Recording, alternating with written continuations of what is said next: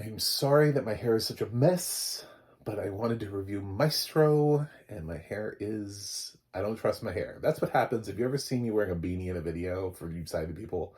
It means the blindness in me doesn't trust what my hair looks like. I feel my hair and I'm like, I don't know. So I put a beanie on. This is Maestro. It's written and directed by Bradley Cooper.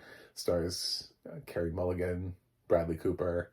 And really just those two. It has a lot of other people that pop up. I would say Matt Bomer as a third. He kind of has enough to do. Worth mentioning. I know like Sarah Silverman's in this and Maya Hawke, and there's some other people down the line, but when you watch the film, you'll understand how laser focused this is on just two people. just Bradley and Carey, just pretty much for the whole movie. It's interesting having seen this film after seeing some reviews, because I heard some other thoughts about this, and I have some thoughts. But I do want to give a shout out to the audio description team at International Digital Center. This was written by Liz Gutman and voiced by Jamie Lemcheck. I thought they did as good of a job as we would expect. This is a film, though, that because, again, I've had the opinions of many thrown my way, I know of the intentionality of Cooper's direction, a lot of the shots that he uses, including the use of black and white, the use of different aspect ratios to sort of shape and change how we're moving forward in time. Even things like the Macy's Thanksgiving Day parade scene. There's a lot of intentionality in his shots, and we miss a lot of that because we're focused on what we normally focus on, which is just, what is the character doing? What's his facial expression look like? What's the general movement happening in the scene? What costumes do they have on? That kind of stuff. There really isn't a lot of use of direction comments in here, which is always sort of the unfortunate task of audio description, is that we can't really get that. So trying to explain certain styles that directors have is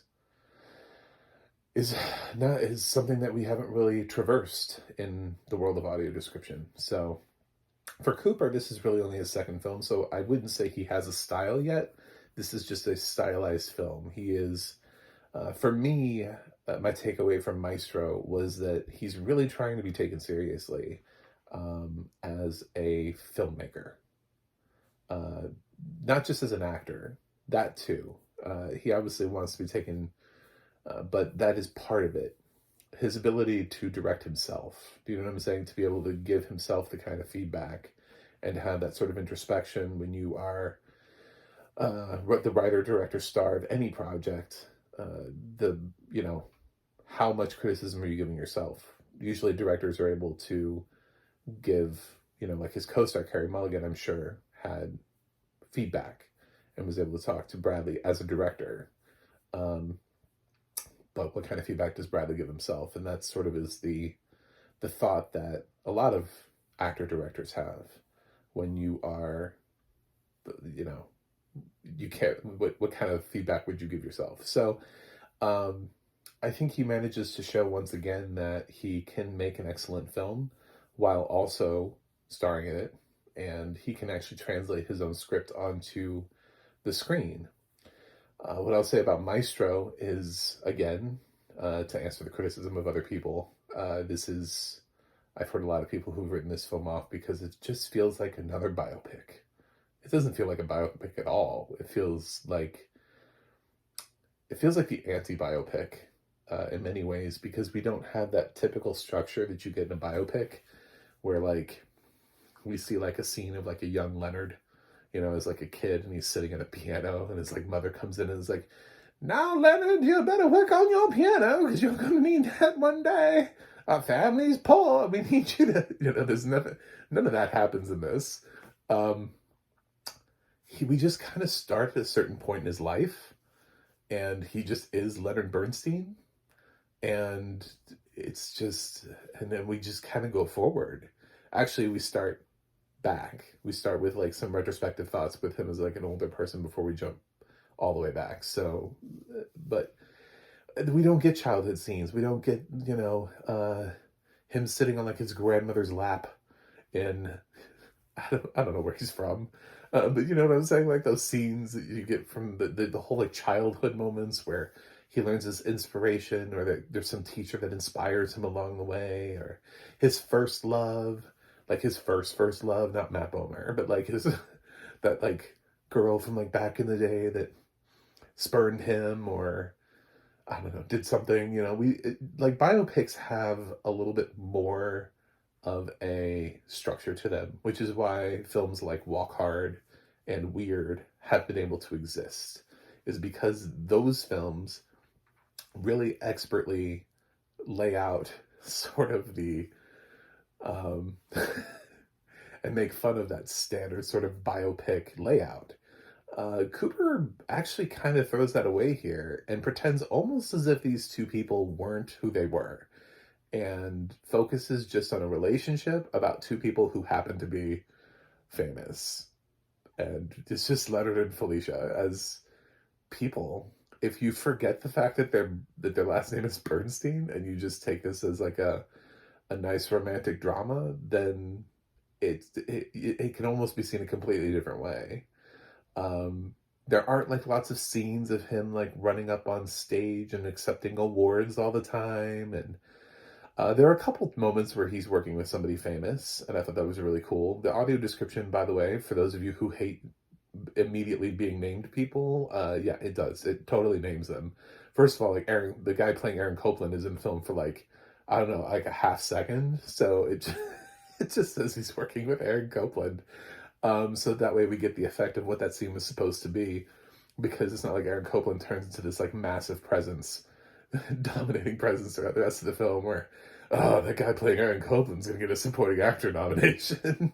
It's nothing like that. So it does just go ahead and answer those questions for you as to who these people are, so that you can get the famous people references that I guess decided audiences are supposed to get right away, where you would see somebody who obviously looks like a famous person that would have worked with Leonard Bernstein at the time. But it's interesting because there are some moments that focus on Bernstein's work.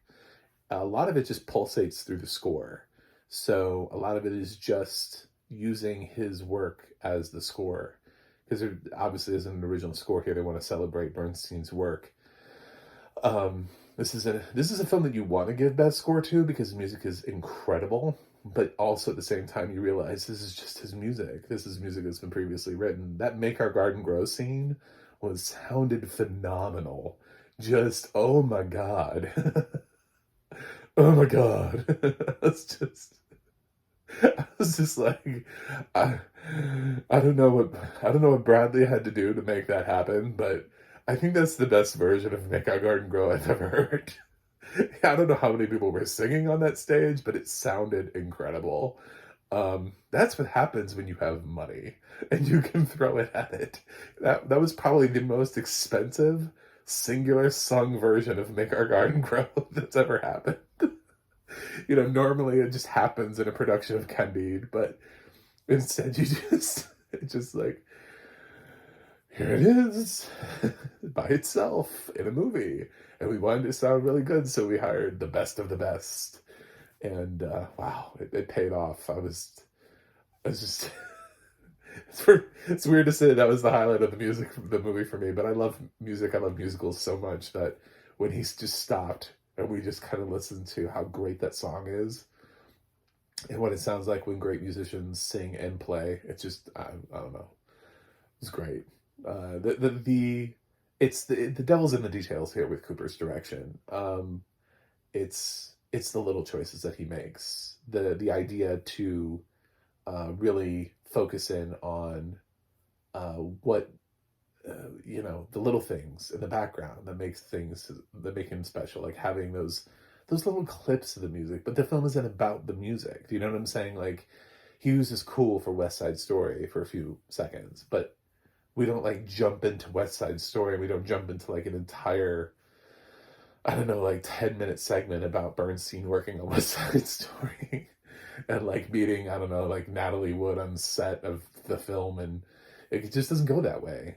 It doesn't go the way that you would expect it in a typical biopic because it's so focused on the relationship between Leonard and Felicia, which, depending on how you feel about the film, will take you in a certain way. Um, I did watch this with somebody who was sighted, and they didn't really love it too much, but their reasoning was fine. They were like, it was fine, but it's really hard to, get excited about watching somebody slowly dying of breast cancer. And I was like, that's valid. By the way, it's not these people actually are dead. They're like, this happened. This is a thing. It's like trying to spoil Titanic. You know what I'm saying? Like, it's trying to spoil. I think people know these people are dead. I would hope so. Anyway, these people passed. So that's another thing that's interesting to me is I always find biopics that don't feel like they have to show it to the person it's about to be far more interesting than the people who make them while the person is still around or with the blessing of the person. I always find those to be a little bit more well-rounded. And here, I know they had the blessing of the family, so they didn't, not that I'm saying Leonard ever did anything like horrifically wrong, but if they did, they weren't gonna, he's not gonna beat his kids in this film. I don't think he ever did, but the dark shit is left out of this film. It seems very sort of mundane and just this connection. A couple little things, couple little thoughts that I have. I did think he rushed the introduction of Felicia and Leonard's relationship together. They didn't feel like there was any courting, really. It just kind of felt like he saw Felicia at a party and was like, yes.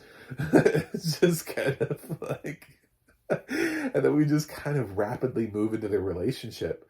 And he was with somebody else at the time. So I felt like there would have been a little bit more of that given play, like just give and take in the relationship, a little bit more of a play, a little bit more of a seeing her again somewhere else and kind of building. This film isn't that long. It's a little over 2 hours. Cooper's Star is Board is longer than this. He could have easily had a few more scenes in here that would have helped to flesh out certain aspects. But it does feel like the weirdest sections of somebody's life, like all of the moments we don't normally talk about. And those are the moments of the relationship that usually make a relationship.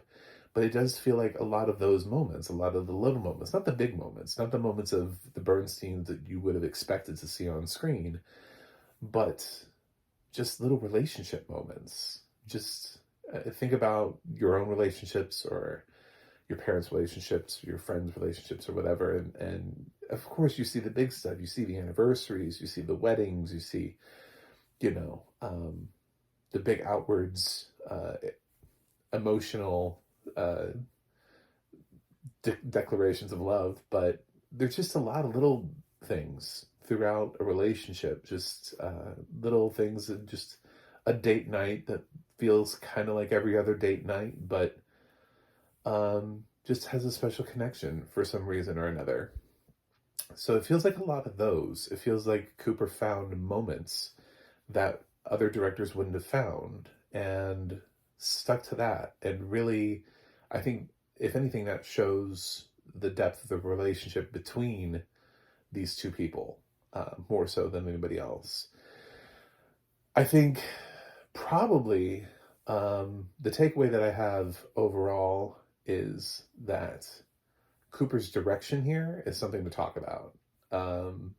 Probably for me more, I thought about what he did as a writer, what he did as a director, under the guise of some heavy hitter producers.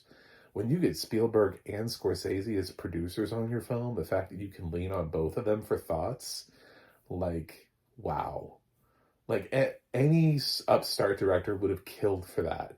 To have Spielberg and Scorsese, like, to be able to call either one of them and be like, so I've got this shot today. What are your thoughts?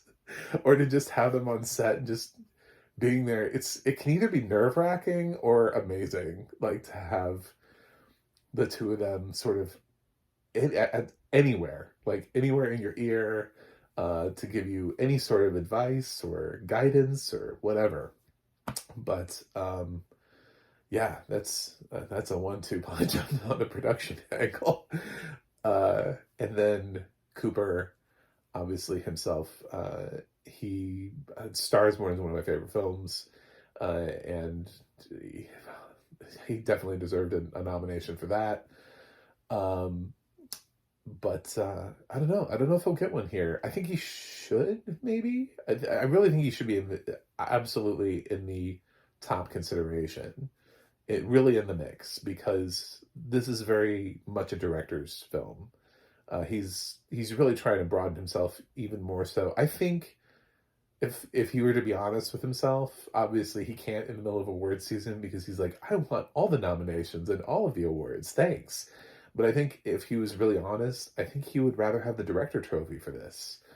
Um, he won't win, because I can't imagine that they would actually give him the win over Nolan, but simply to be actually finally recognized as a director could be enough for him here.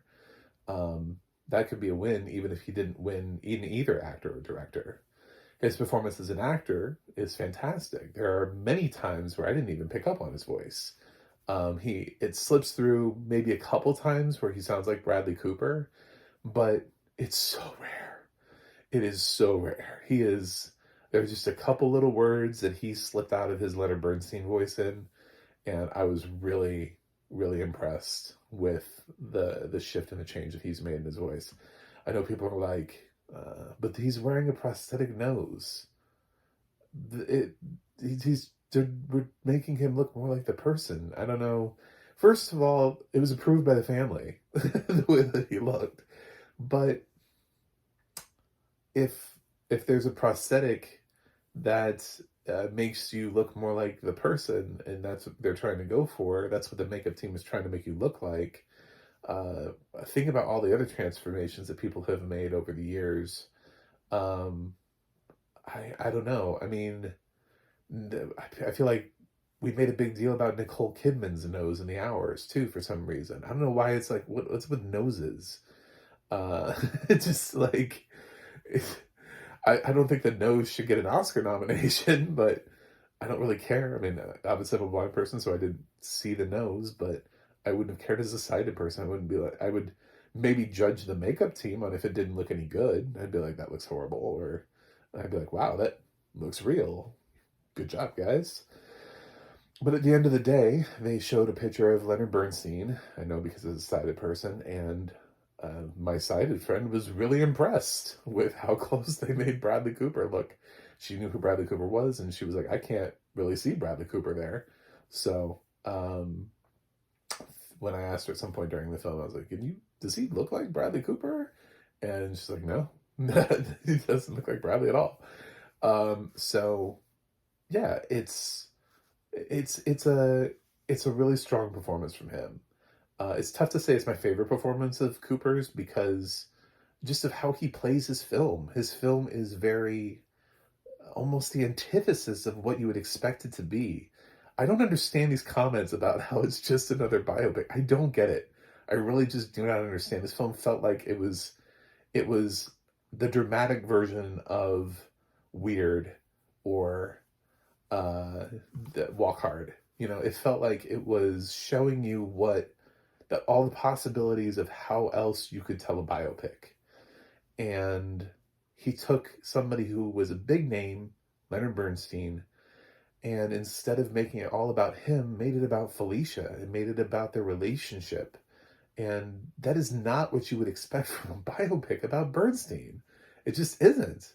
So I think what he does here is great. Carey Mulligan, it's so hard. Her performance a lot of times is our view into the film. It's her watching very much at the beginning.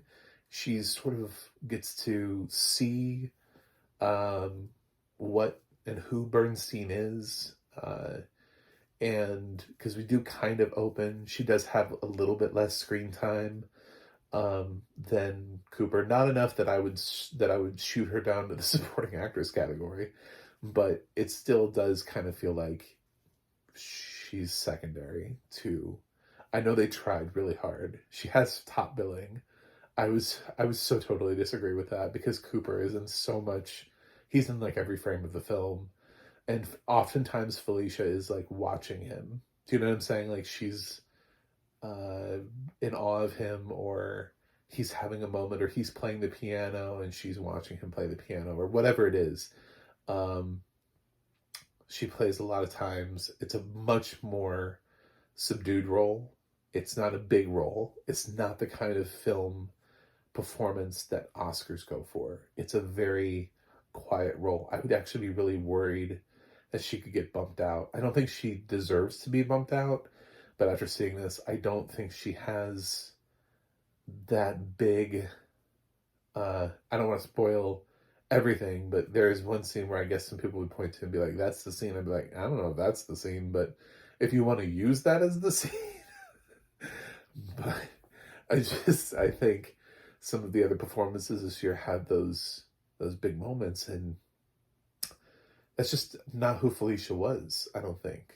I just don't think that's who she was. And when you're in a movie that's mostly about the enduring love of two people, it's not this tumultuous, constant fighting and bickering, and they're not like throwing vases against the walls and having them shatter. It's not anything like that. This is a very quiet film. It's a very interesting film. It really is. It's not my favorite film of the year. It's not by any means. But I'm very intrigued by it. I'm very intrigued by the choices that Cooper made. Uh, it does kind of feel like pacing becomes a problem because he's trying something very new. And it's one of these films that I respect more than I enjoyed it. It's one of these films where I don't necessarily know that I need or want to see Maestro again, but my first time through, the craft, the skill, his choices, everything. And I think had I been able to see the visual choices, or even if they had made it into the audio description, it just would have helped shape that even more. There's a lot of craft here. There's a lot of art. There's a lot of craft. And that's the takeaway on Maestro. Maestro is about an artist. Maestro is about somebody who left an indelible presence on the world of music. There's a point in the film where he's asked, because he does so many different things, what would he call himself? And he says, "I would call myself a musician, because no matter what it is that I'm doing, it's always with music." And that is so very true. And I think Bradley's direction highlights that. But he's also very much a spouse to Felicia. And that comes through so much too. And that has nothing to do with music. And that's part of Cooper's direction. It'll be very interesting to see where this film lands. At Oscar time. I think a lot of people respect the craft. I do kind of worry about it not being the kind of big, loud that people I think were expecting. But I respect that Cooper really is trying to show that he's an auteur. And there's a lot to be said for that he didn't go for the obvious. I don't who these people are that just keep saying it's a typical biopic. I just don't understand you. I would go the complete opposite way of that. I think this is a very atypical biopic, from considering what it is that you're thinking about. I think this is a love story, and maybe you'll enjoy it. So the audio description, like I said, I still want the other stuff in there. I want to find a way to get, intentionality in the shots, in the style. I want to be able to mention that the scene is in black and white and then we transfer into color. I want to be able to talk about things like color grading or camera angles, the use of light, the lack of light, natural light versus, you know what I'm saying? I want to be able to talk about so many other things. And often we can't. But was I able to follow it? Absolutely. So as a basic narration, fine. I just happen to know that Cooper brought a lot more to the table, and I really want like an extended alternate audio description track for this, like the director's cut of the audio description track. But anyway, I'm gonna give Maestro an A minus. It's like I said, it's just I respect it a lot. It just isn't my favorite film of the year. That's all it comes down to. It's not one of my favorite films of the year, but damn, I damn Cooper. I'm already excited for whatever his next film as a director, coming off of Stars Born and Maestro. I'm really excited to see his style continue to develop as a director more than anything. I don't even need this film to win the Oscars. I'd like to see him be recognized as a director more than I would like to see any other nomination come out of this film, truthfully. I want him to get a pat on the back for making bold choices, and I think he made a lot here. Anyway, please click that subscribe button if you've made it this far. I'm so close to breaking 200. There are very few days left in the year, and my goal for the year was 200, and I'm freakishly close. And if I fall this short, I'm going to cry. I'm literally just going to post a video of me crying. And I also have a website, micromovieguy.com. You can go to the audio description project, adp.acb.org. It'll let you know when it's audio description where you can watch it. And you can go to the ADNA.org where you can look up either Liz or Jamie Lemcheck and see what else they have worked on in the narration field.